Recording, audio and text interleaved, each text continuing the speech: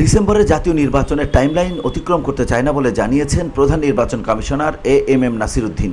সোমবার দুপুরে আগারগাঁয়ে নির্বাচন ভবনে সাংবাদিকদের সঙ্গে আলাপকালে সিইসি এই কথা বলেন। এর আগে সিইসি বাংলাদেশে নিযুক্ত ব্রিটিশ হাই কমিশনার সারা কুকের সঙ্গে বৈঠক করেন।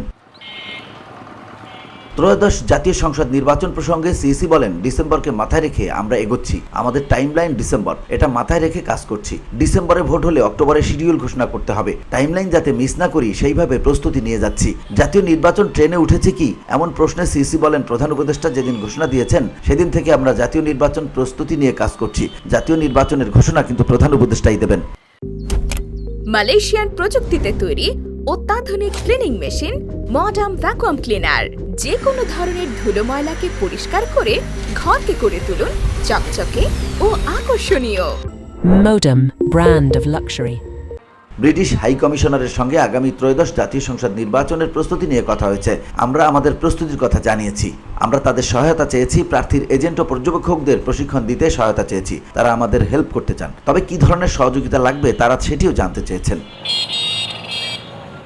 VOD Bangla news desk.